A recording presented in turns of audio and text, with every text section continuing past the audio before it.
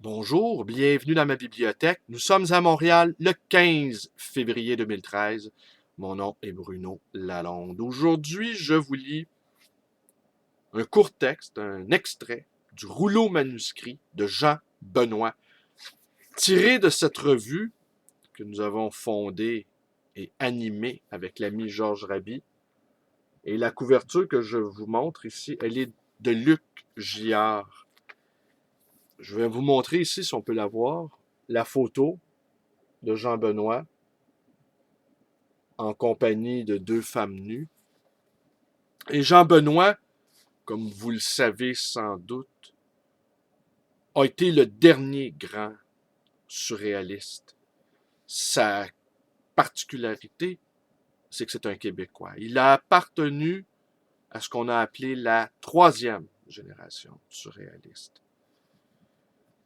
C'est-à-dire ceux qui ont connu André Breton. Et toujours dans ce même numéro,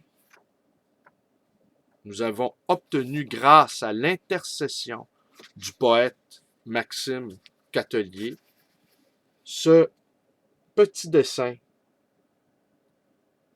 autographe de Jean Benoît qui m'était destiné. J'avais demandé à Maxime Catelier de me faire autographier cet ouvrage. Mimi Parent, Jean Benoît, surréaliste, monographie d'une exposition qui s'est tenue à Québec en 2004. Et donc, Maxime, en bon ami, a obtenu de Jean Benoît ce très bel autographe qui est une des choses dont je suis le plus fier, un des ouvrages dont je suis le plus fier de posséder dans ma bibliothèque. Aussi, j'ai rencontré Jean Benoît lors du lancement du livre de Maxime Catelier en 2006. Lancement de son recueil de poésie, Préhistoire du monde.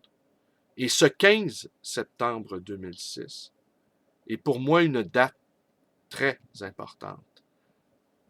Parce que c'est ce soir-là que j'ai rencontré mon actuelle compagne. Mais il ne m'appartient pas ici de vous raconter dans quelles circonstances. Et si un jour vous cessez d'être sage, peut-être alors je vous dirai tout. Et Jean Benoît était à ce lancement. J'ai bu quelques verres de vin avec lui. Je l'ai incité à fumer dans la galerie où se tenait le lancement en question. Et j'étais vraiment très ému de rencontrer ce très grand artiste. Et partout autour de moi, j'interrogeais les gens, de jeunes artistes, de jeunes trentenaires artistes, et je leur demandais, vous savez qui est ici? C'est Jean Benoît. Et la plupart d'entre eux, en fait, tous l'ignoraient et tous s'en foutaient. Ce qui m'a assez contrarié, parce que quand on prétend faire une œuvre, on ne peut pas ignorer ainsi nos illustres prédécesseurs. Alors, qu'ici, une fois de plus, Maxime Catelier, cet excellent poète, soit ici remercié. J'ai écrit un petit mot concernant Maxime, qui a publié 5 recueils de poésie et 2 essais.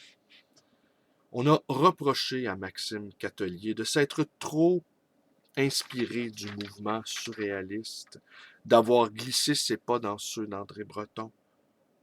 Reproche peu fécond, à mon avis. Personne ne s'engendre de lui-même et l'artiste, tout en s'inscrivant dans une tradition, en intégrant divers éléments parfois contrastés de cette tradition, voire de ce mouvement, il parvient à se forger une écriture bien à lui.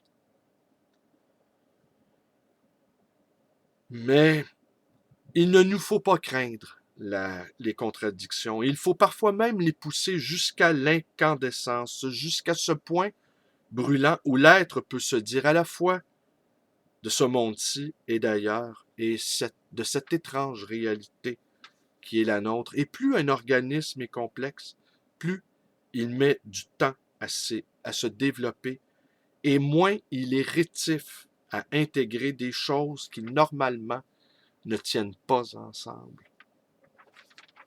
on aura compris ici que parfois le souci de cohérence poussé jusqu'à l'excès peut être mortifère. Il est bon d'avoir des contradictions. On connaît le mot de Baudelaire, je me contredis, eh bien, je me contredis. Alors, je vais vous lire deux choses. Je vais vous lire les extraits du rouleau manuscrit et après, je vais enchaîner sur un petit commentaire d'Annie Lebrun, ouvrage que je vous montre ici à l'instant, de l'inanité de la littérature. Le rouleau manuscrit, extrait, Jean Benoît. Je dédie ce discours à tous les nouveaux mariés. Aucun doute, c'est d'un œil mari que j'assiste aujourd'hui à ce mariage d'un autre âge. Je viens néanmoins vous offrir mes vœux de bonheur. Selon les conventions, il est bon ton de le faire, mais toutefois, veuillez le croire, ils sont très sincères. Et vous en aurez grand besoin, car entre le bonheur et le désir, mon choix est vite fait. L'un va sans l'autre. Concession aux conventions, c'est tout ce que l'on apprend à faire dans la vie. D'où, en toutes lettres sur le fronton des caveaux de famille, concession à perpétuité.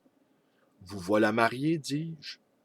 Vous êtes dans de beaux draps.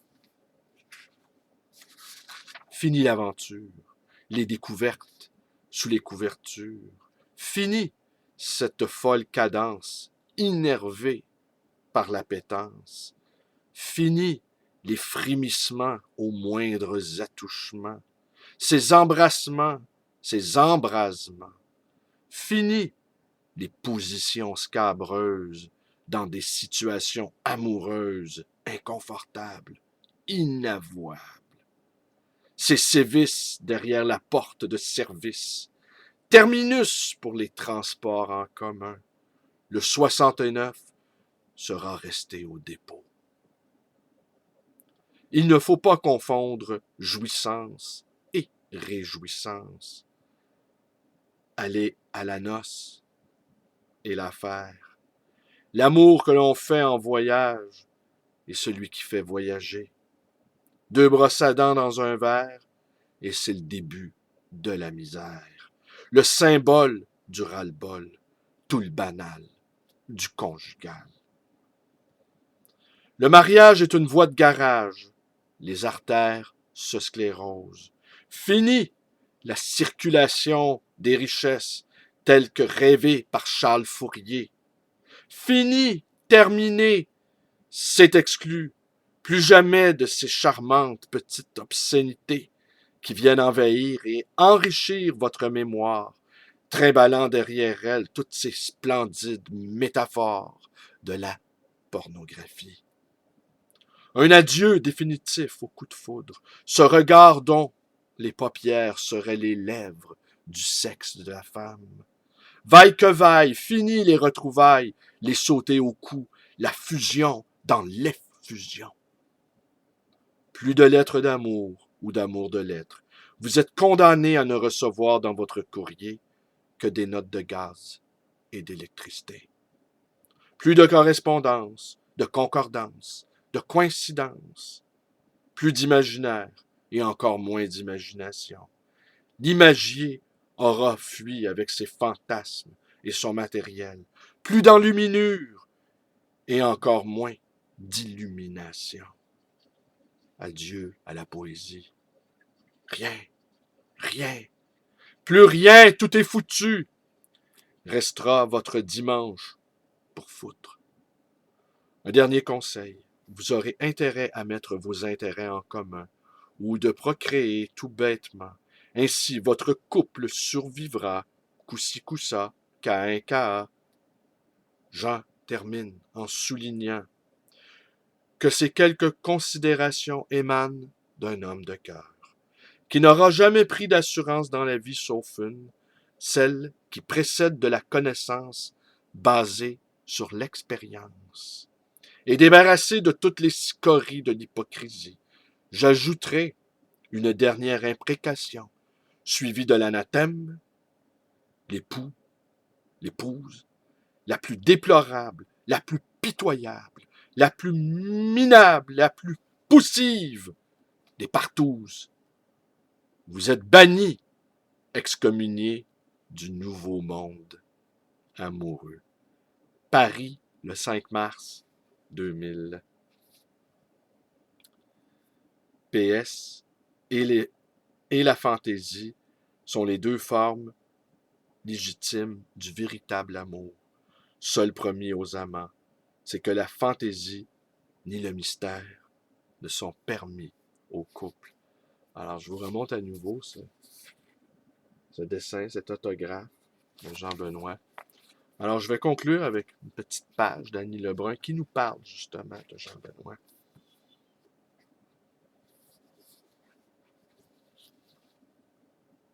Sachant déjà que le propre de la sauvagerie est autant d'éprouver la pensée par le corps que le corps par la pensée, Jean Benoît pressentait aussi qu'il n'y a pas de meilleure manière d'en finir avec l'esthétisme.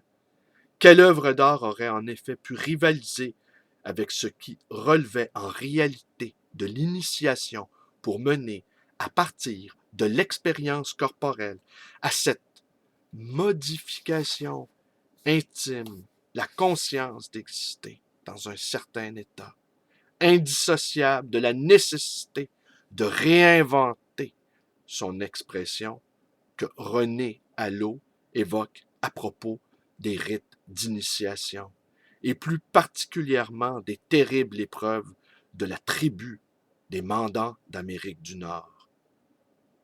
Parallèlement pour Jean Benoît, c'était le corps lui-même qui devait en quelque sorte réinventer complètement son image, comme la conscience, son langage, à travers les épreuves de cette nouvelle naissance. Ici, les citations sont de René Allo. Et cela, même si un grand nombre des civilisés présents à cet hommage à Sade, exécuté le 2 décembre 1959, une dizaine d'années après son projet, en ignorèrent la portée, comme la plupart des faits et gestes de Jean Benoît. Ici, je vais vous montrer quelque chose. Le bulldog, une sculpture, le bulldog de Maldoror, je ne sais pas si on va bien le voir. Et en grand iconoclaste, Jean Benoît avait mis dans le visage de cet animal menaçant, doté d'un phallus imposant, les yeux d'André Breton. Voilà, c'est tout pour aujourd'hui. C'était un moment assez surréaliste, je pense. Alors, je vous dis bonne journée. Alors, mes vidéos vous plaisent, vous connaissez la suite. Ma page Facebook, je vais aller scanner le Zizi. Et je vous invite également à me téléphoner en 514-736-0999. Ça, c'est ma librairie d'occasion et d'anciens, le Livre Voyageur. Vous pouvez également me rendre visite à cette librairie d'occasion, le Livre Voyageur, situé dans le quartier Côte-des-Neiges. Et non, ce n'est pas la spéculation qui va tuer la bibliophilie. C'est l'ignorance, le mépris. Ne nous trompons pas d'ennemis. La vie est déjà assez compliquée comme cela. Bonne journée.